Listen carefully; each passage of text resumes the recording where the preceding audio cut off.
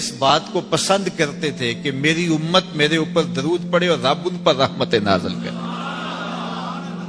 کیا پسند تھی حضور کی کہ میری امت مجھ پہ درود پڑے اور میرا رب رحمتوں کا نزول کرے.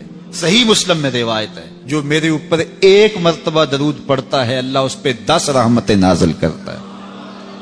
اللہ اکبر. اور اگر درود کے ساتھ سلام بھی ہو تو مجھے ایک شعر اتنا اچھا لگتا ہے تو سادہ سا, پتہ نہیں اس کا وزن بھی ٹھیک ہے نہیں, کسی سادے سے بندے نے کہا ہے لیکن مجھے بڑا پسند آیا. بعض روح کھینچ لیتے ہیں نا. کسی نے کیا خوب کہا کہ درود پڑھنے سے ثواب ملتا ہے, سلام پڑھنے سے جواب ملتا ہے. کتنا سادہ اور کتنا خوبصورت. درود پڑھنے سے ثواب ملتا ہے, سلام پڑھنے سے جواب ملتا ہے. اور اگر حضور کی طرف سے وعلیکم السلام کے لفظ آگے تو اور کیا چاہیے. اس لیے کثرت سے حضور کو سلام کرو. یار آپ گلی سے بازار سے گزرتے ہوں تو کوئی لڑکا, کوئی بزرگ, کوئی شخص آپ کو روز سلام کرے تو ایک دن آپ پوچھتے ہیں نا یہ کون ہے, روز ہی سلام کرتا ہے, یہ کس کا بیٹا ہے, یہ روز سلام کرتا ہے. پھر کس دن آپ روک کے پوچھیں گے پتر کس کے پتر ہو, اتنے اچھے ہو کہ روز سلام کرتے ہو. تو ایک دن حضور بھی پوچھیں گے نا یہ کس کا پتر ہے, یہ کس کا بیٹا ہے, یہ روز مجھے سلام کرتا ہے. تو پھر حضور سے تعارف ہو جائے گا. اس لیے حضور کو سلام کیا کرو. حضرت ابو درداء رضی اللہ تعالیٰ عنہ کہتے ہیں میں حضور کی بارگاہ میں جب آقا نے فرمایا نا کہ جمعے کے دن کثرت کے ساتھ میرے پہ درود پڑا کرو, تو میں نے عرض کی حضور جب آپ وصال کر جائیں گے تب بھی یہ عمل جاری رکھیں. تو حضور نے فرمایا اللہ نے مٹی پہ حرام کر دیا نبیوں کے جسموں کو کھائے. فنبی اللہ حی یرزق, نبی قبروں میں زندہ ہوتے ہیں اور انہیں رزق بھی دیا جاتا ہے. اس لیے جمعے کے دن کثرت کے ساتھ میرے اوپر درود پڑھو, میرے اوپر سلام پڑھو. اللہ اکبر. تو حضور فرماتے ہیں مجھے یہ بات پسند آتی ہے کہ کوئی میرے پہ درود پڑے اور پھر رب اس پہ رحمت نازل کرے. اللہ اکبر. حضرت ابی بن قعب کہتے ہیں میں نے حضور سے کہا حضور میں چوتھا حصہ آپ پہ درود پڑھوں گا اور باقی جو 3 حصے ہیں دیگر وظیفے کر لیا کروں گا.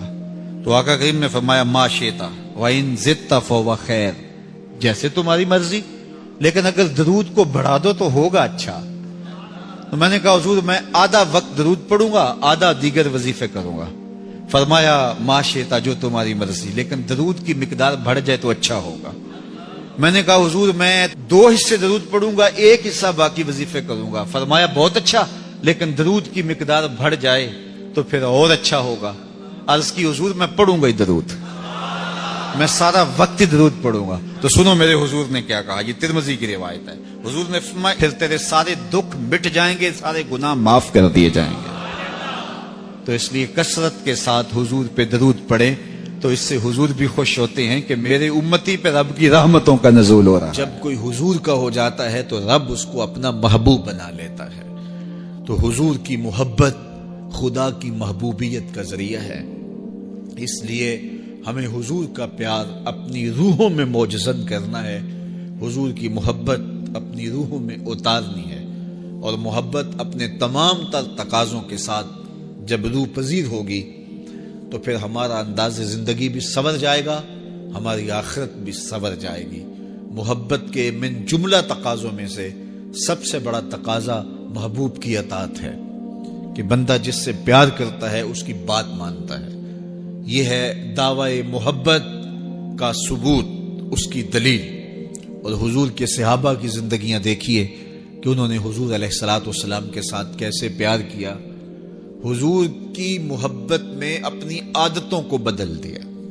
حالانکہ عادتیں نہیں بدلی جاتی. 2 سکے بھائی ہوں, رشتہ کتنا گوڑا ہے, اور ایک گھر میں پرورش پائی ہے, ایک گود میں پلے ہیں, ایک باپ کے گہوارہ تربیت میں رہے ہیں, لیکن طبائع میں اختلاف یہ ایک فطری بات ہوتی ہے. ہمارے پاس لوگ آتے ہیں 2 سکے بھائی ہوتے ہیں, ایک کی طبیعت ادھر کو جا رہی ہوتی ہے, دوسرے کا مزاج ادھر کو جا رہا ہوتا ہے. ایک سخت نرم مزاج ہوتا ہے اور دوسرے کی آنکھوں سے انگارے پھوٹ رہے ہوتے ہیں. ایک معاف کر دینے والا ہوتا ہے, ایک سخت غصیلا ہوتا ہے. ایک کی طبیعت کے اندر تلخی کی چنگاریاں ہوتی ہیں اور ایک کی طبیعت کے اندر نرمی کے پھول ہوتے ہیں. آپ نے بھی دیکھا ہوگا. تو یہ ایسا ہوتا ہے. اب اسی طرح کھانے پینے کی چیزوں میں طبائع کا اختلاف یہ فطری بات ہے. ایک کو ایک چیز پسند ہوتی ہے، دوسرے کو وہ چیز پسند نہیں ہوتی ہے. بعض اوقات ماں کو مسئلہ ہوتا ہے کہ یہ چیز اگر میں تیار کرتی ہوں تو میرا دوسرا بیٹا نہیں کھاتا، تو اس کے لیے بعد سے الگ سے کوئی چیز تیار کرنی پڑتی ہے کہ اس کی ڈیمانڈ یہ ہے اور میرے اس بیٹے کی ڈیمانڈ یہ ہے. مائیں مزاج سمجھتی ہیں. ایک آغوش میں پرورش پانے کے باوجود خون ایک ہے، گہوارہ تربیت ایک ہے، دودھ ایک ہے، لیکن طبیعتوں کے اندر اختلاف پایا جا رہا ہے. لیکن صحابہ کی زندگیاں دیکھیے، انہوں نے اپنی طبیعتیں بھی حضور کی طبیعت کے سانچے میں ڈال دی. حضرت انس بن مالک کو کسی نے دیکھا کہ وہ شوربے سے کدو کے ٹکڑے نکال نکال کے کھا رہے ہیں، تو کہا یہ کیا کر رہے ہو؟ کہا میں نے ایک دن حضور کو یوں کرتے ہوئے دیکھا تھا. تو طبائع کا اختلاف یہ ایک فطری اختلاف ہوتا ہے، لیکن صحابہ نے اس کو بھی چھوڑا اور حضور کی محبت کے سانچے میں ڈال دیا. پھر اس چیز کا انتظار نہیں کیا کہ حضور کا فرمان کیا ہے، حضور کی چاہت پہ اپنے مزاج کو بدلا. اللہ اکبر.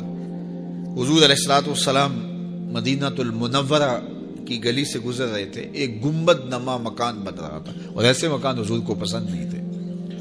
تو آقا کریم علیہ السلام نے پوچھا یہ مکان کس کا ہے؟ کہا فلاں انصاری کا ہے. حضور گزر گئے، چہرے پہ تھوڑے سے ناگواری آثار حویدہ ہوئے.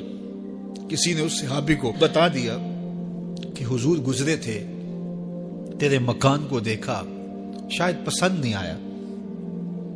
2-4 دن کے بعد حضور دوبارہ گزرے، دیکھا کہ وہاں ملبے کا ڈھیر پڑا ہوا تھا. فرمایا اس صحابی کو بلایا گیا. کہا میں پرسوں ترسوں گزرا تھا، تیرا مکان دیکھا تھا، یہ کیا ہوا؟ عرض کی میں نے گرا دیا ہے. فرمایا کیوں؟